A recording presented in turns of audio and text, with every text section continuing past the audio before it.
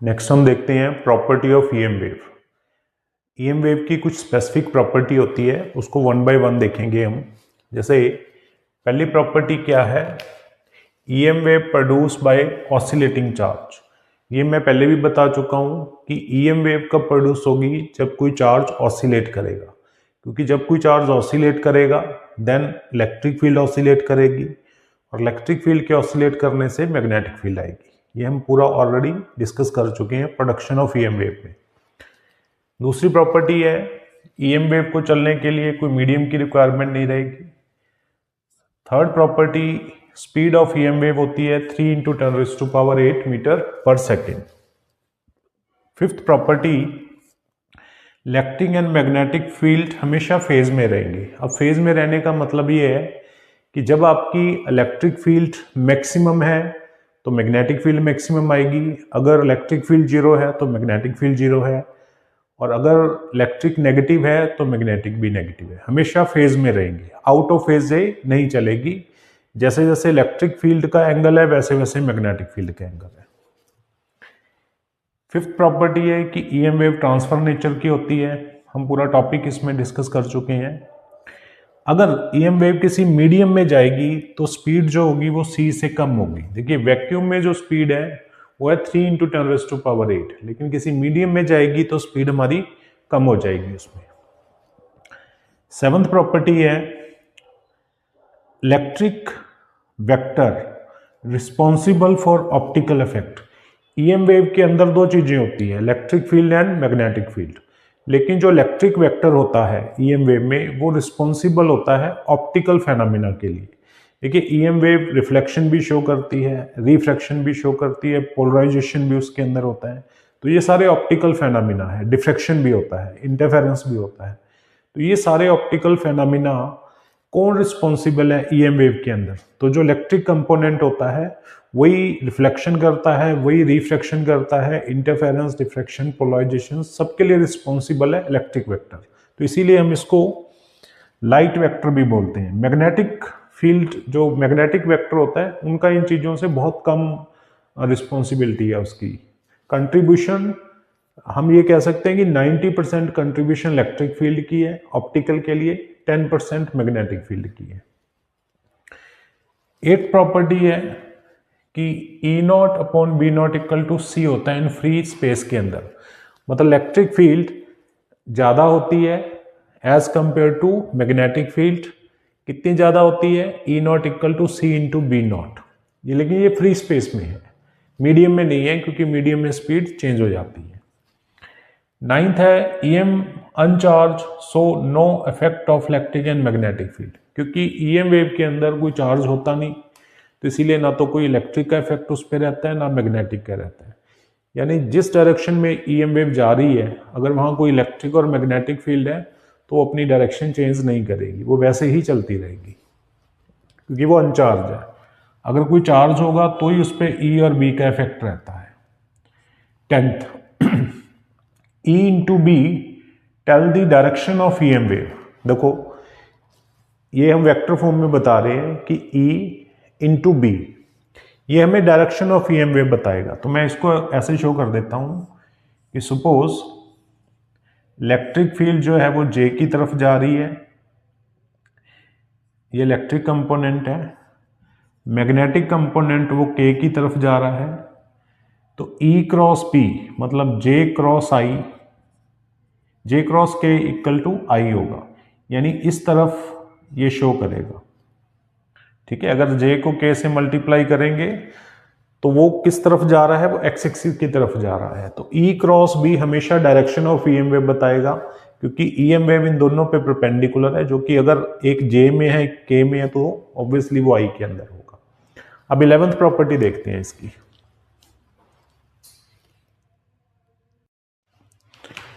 11th property, energy in EM wave.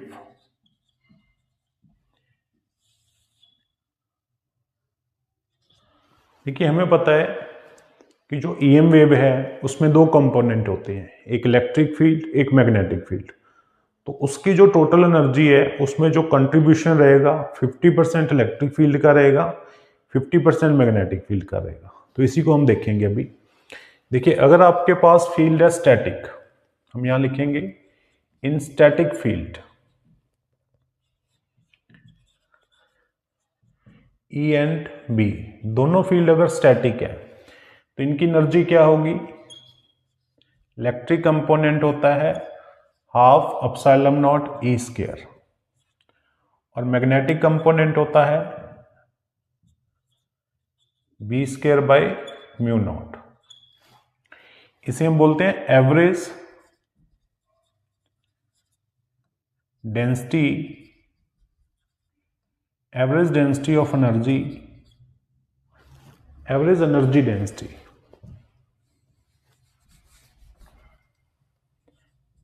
Average energy density of electric field, और ये average energy in energy density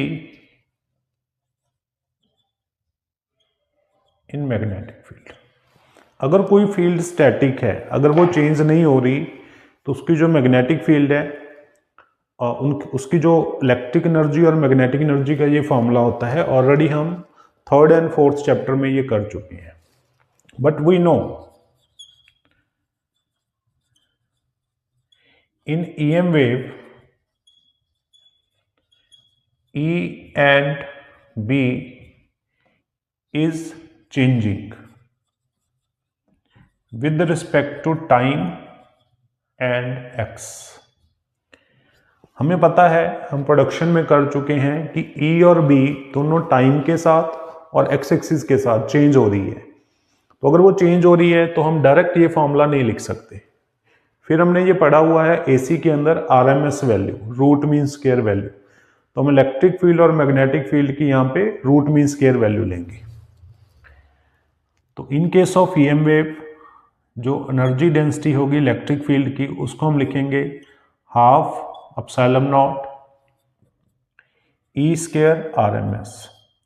तो average से थोड़ी better होती है RMS। देखो, कभी तो इलेक्ट्रिक फील्ड बढ़ रही है, धीरे धीरे बढ़ी, फिर धीरे धीरे कम हुई, तो एक वैल्यू फिक्स नहीं है। तो हम सर्किट के अंदर, इलेक्ट्रॉनिक्स के अंदर हम एवरेज की जगह RMS वैल्यू को प्रेफर करते हैं। तो RMS वैल्यू हमारे पास एक तरह की एवरेज वैल्यू ही आ जाती है, लेकिन वो एवरेज से ज़्यादा बेटर है। एवरेज में तो ये होता है कि सबको जितनी भी वैल्यू आप निकालोगे डिवाइड बाय n कर दो, लेकिन RMS में क्या होता है कि पॉजिटिव नेगेटिव वैल्यू का भी एवरेज निकल आता है। तो RMS is quite better than average, तो इसीलिए हमने RMS ली है यहाँ पे। सिमिलरली इसको आप ऐसे लिख सकते हो, बिकॉज हमें पता है कि RMS वैल्यू जो होती है वो E0 बाय रूट 2 होती है। तो is equal to 1/4 epsilon naught E0 square. ये आ गया फर्स्ट, दिस इज सेकंड, इसको आप लिख दो थर्ड। सिमिलरली मैग्नेटिक को लिखेंगे हाफ BRMS का square mu naught is equal to 1/2 mu naught B0 by root 2 का स्क्वायर। तो it is equal to 1/4 B0 square upon mu naught. हम एक चीज और करेंगे यहाँ पे कि जो म्यू बी है, half B square RMS divide by mu not. तो इसको क्या लिख सकते हैं? हम कुछ चीजों को यहां लिखेंगे जो हमें ऑलरेडी पता है कि C क्या होता है, that is mu naught epsilon naught. E RMS is equal to by C equal to B RMS, अभी हमने प्रॉपर्टी में पढ़ा था। और जो ERMS होता है that is equal to E0 by root 2, और जो BRMS होता है that is equal to B0 by root 2। तो यहाँ पे 1/2 म्यू नॉट है, तो BRMS की जगह हम लिखेंगे B0 बाई √2, BRMS की जगह लिखेंगे ERMS,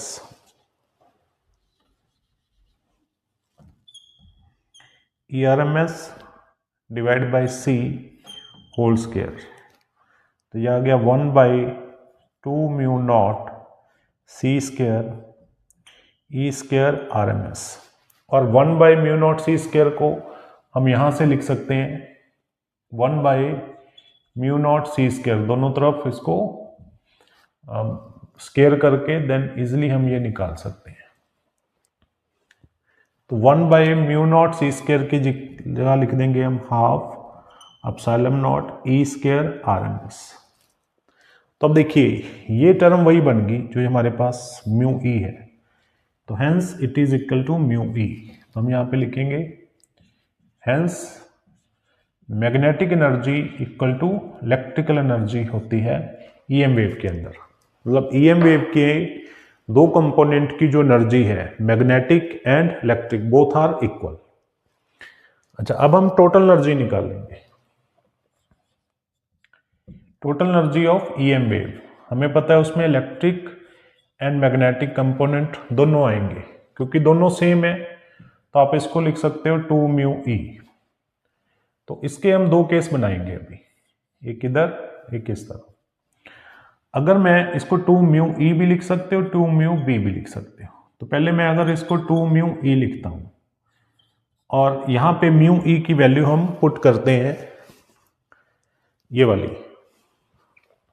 तो ये कितनी आ गई 1/4, या ये वाली वैल्यू पुट करो दिस वन। तो हम RMS से ही लेके चलेंगे इसको 1/2 epsilon naught E square RMS। 2 से 2 कैंसल आउट तो epsilon naught E square RMS। तो ये हमारी टोटल एनर्जी आ गई इलेक्ट्रिक कंपोनेंट की टर्म में। तो अब देखो टोटल एनर्जी में 50% हमारी इलेक्ट्रिक कंपोनेंट है, क्योंकि ये हाफ था epsilon naught E square RMS का। तो इसका मतलब इसमें 50% क्या है इलेक्ट्रिकल एनर्जी है, बाकी का 50% मैग्नेटिक एनर्जी है। सिमिलरली यहां पे अगर इसको 2 म्यू बी लेते हैं, so 2 into half B RMS का स्क्वायर म्यू नॉट, तो कट गया बेटा। तो हमारी टोटल कितनी आई B square RMS by mu nought. Again ये वाला जो कंपोनेंट है वो मैग्नेटिक एनर्जी का डबल है, यानी इसमें 50% मैग्नेटिक एनर्जी है, बाकी की 50 जो बचेगी वो क्या है इलेक्ट्रिकल एनर्जी। तो यहां से हमारी बात प्रूव होगी जो हमने यहां पे लिखा था, energy in EM wave contain 50% of electrical energy and 50% of magnetic energy. देखिए इसको,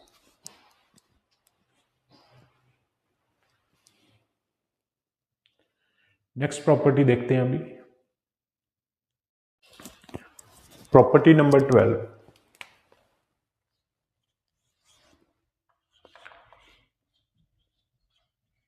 इंटेंसिटी ऑफ ईएम वेव,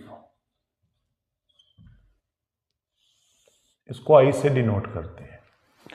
तो इंटेंसिटी का मतलब ये होता है कि ईएम वेव एक पर्टिकुलर पॉइंट के अराउंड एक पर्टिकुलर एरिया में कितनी एनर्जी फ्लो करती है। तो आप ये कह सकते हो intensity of EM wave is energy per unit area per unit time. Let us suppose EM wave इधर जा रही है, मैंने ये कोई एरिया ले लिया, इस एरिया में जा तो ये आगे भी रही है लेकिन मैंने एक पर्टिकुलर एरिया ले लिया। इस तरफ हमारी ईएम वेव जा रही है विद वेलोसिटी v। तो मान लो a से लेके b तक ये जो डिस्टेंस ईएम वेव ने किया वो c स्पीड से जा रही है। c स्पीड होती है इसकी वैक्यूम है जी इनटू डेल्टा t। मान लो a से b तक उसको जाने में डेल्टा t टाइम लगा और a इसका एरिया है। तो इंटेंसिटी क्या होगी, इंटेंसिटी का फॉर्मूला है एनर्जी जो मैं कैपिटल U से डिनोट कर रहा हूं carried by EM wave in this particular area in particular time. This is intensity. कि एक पर्टिकुलर एरिया में एक पर्टिकुलर टाइम में कितनी इंटेंसिटी कितनी एनर्जी फ्लो हो रही है। वी नो कि एनर्जी हम कैसे निकाल सकते हैं। मान लो मुझे इस एरिया में टोटल एनर्जी चाहिए, तो हम पहले एवरेज एनर्जी लेंगे टोटल इनटू वॉल्यूम लेंगे, volume of this part which is equal to U. Volume होता है एरिया इंटू डिस्टेंस, डिस्टेंस हमारा है c इंटू डेल्टा टी। तो इसको फर्स्ट मान लो। तो फर्स्ट इक्वेशन से इंटेंसिटी कितनी आई, u average into A C delta T divide by area into delta T. Delta T से डेल्टा टी गया, ए से ए गया, तो ये हमारी इंटेंसिटी आ गई। अब क्योंकि अगर मुझे इलेक्ट्रिक कंपोनेंट में इंटेंसिटी निकालनी है, तो हम इलेक्ट्रिकल कंपोनेंट वाला एग्जांपल लेंगे। यहाँ पे हमें पता है कि अगर सिर्फ इलेक्ट्रिकल कंपोनेंट हो हमारे पास तो उसकी एनर्जी क्या होगी। तो इलेक्ट्रिकल कंपोनेंट के लिए जो हम एनर्जी निकालेंगे that is equal to half epsilon not E square E nought into C. तो ये जो हमारे पास एनर्जी आई है, ये जो इंटेंसिटी आई है, ये इलेक्ट्रिकल कंपोनेंट में आई है, यानी इलेक्ट्रिक फील्ड की वजह से जो इंटेंसिटी है। देखिए इसको,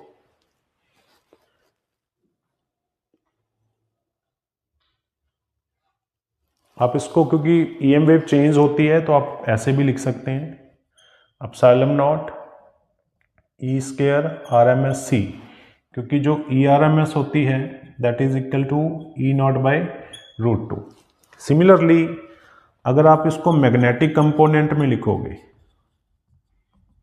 इंटेंसिटी मैग्नेटिक कंपोनेंट में, तो उसका फॉर्मूला क्या है, half B nought square mu nought into C. यहाँ उसको लिख दोगे आप B square R M S by mu nought into C. तो ये इंटेंसिटी होगी इलेक्ट्रिक कंपोनेंट में, ये आ गई मैग्नेटिक कंपोनेंट में। अगर डिफरेंट वे में क्वेश्चन दिया हो आपको, अगर आपको इंटेंसिटी निकालनी है मैग्नेटिक कंपोनेंट में तो नीचे वाला फॉर्मूला, अगर इलेक्ट्रिकल कंपोनेंट निकालनी है तो ऊपर वाला फॉर्मूला।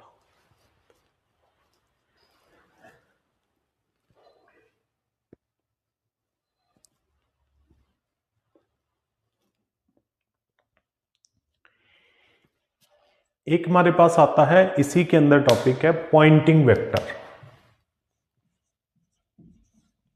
पॉइंटिंग वेक्टर, इसको S से डिनोट करते हैं। पॉइंटिंग वेक्टर का फॉर्मूला भी यही होता है, एनर्जी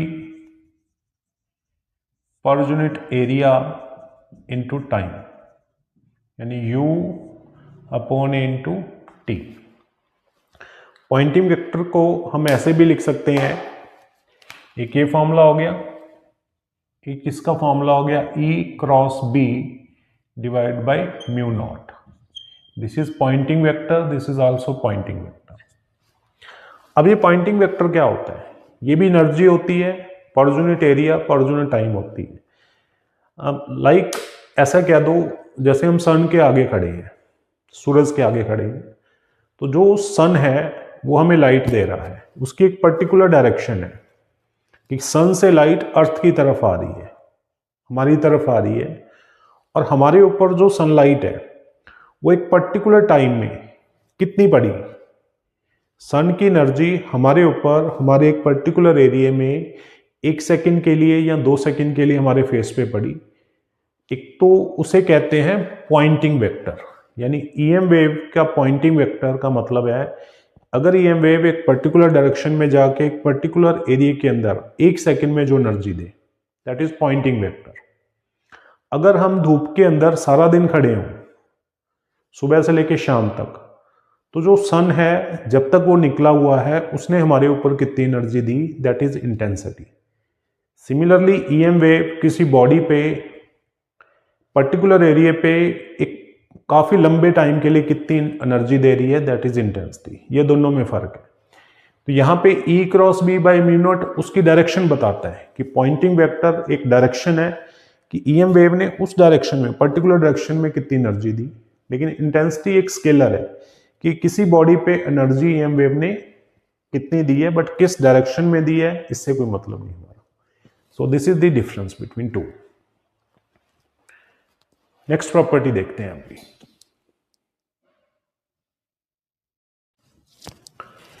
नेक्स्ट प्रॉपर्टी है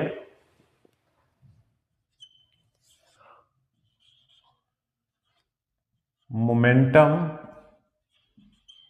and radiation pressure of EM wave.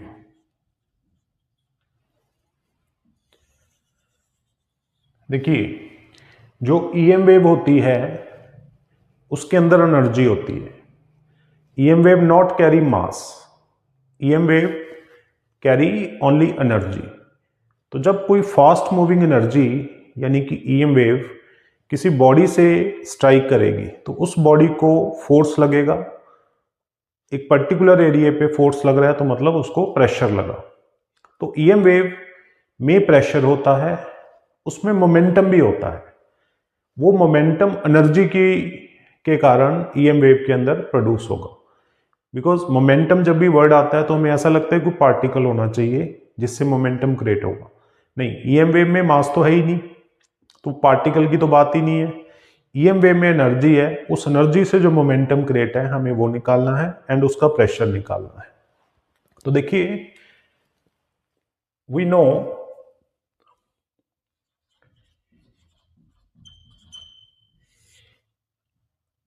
Einstein ने कहा था एनर्जी जो होती है किसी पार्टिकल में mc स्क्वायर है, और जो मोमेंटम होता है वो होता है mc।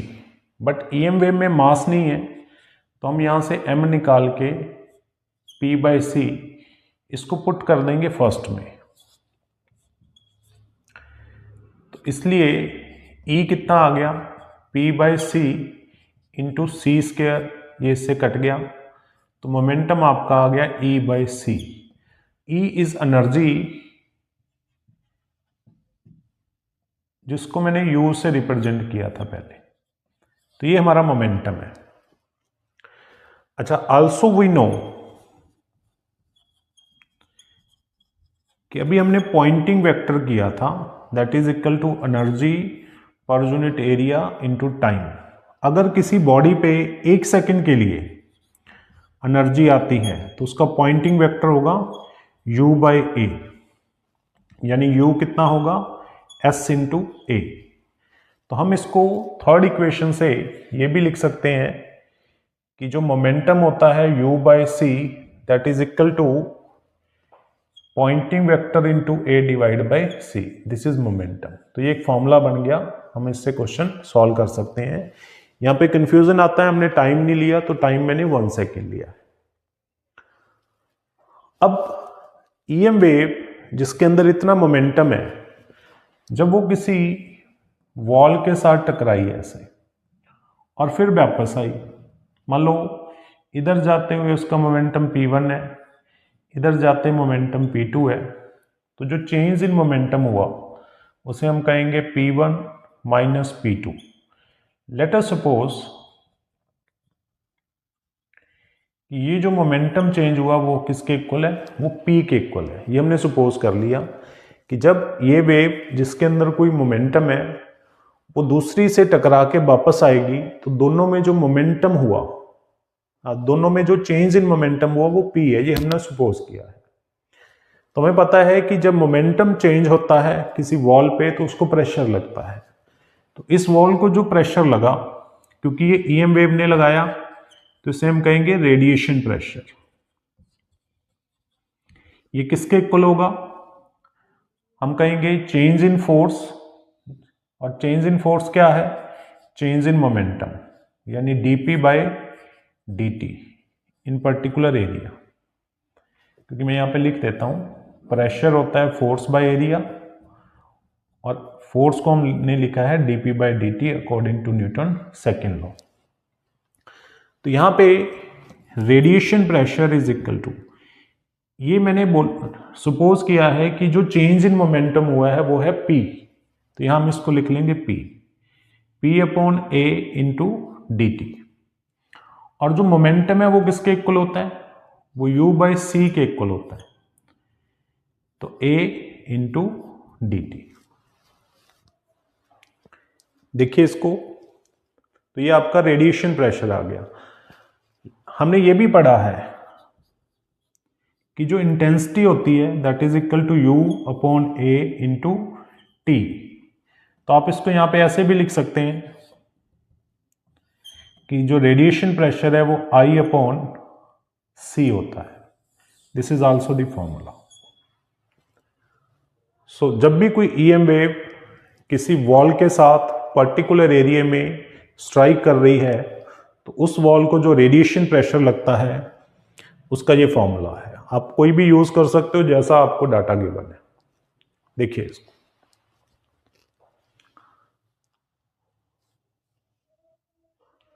so this is all about the property of EM wave।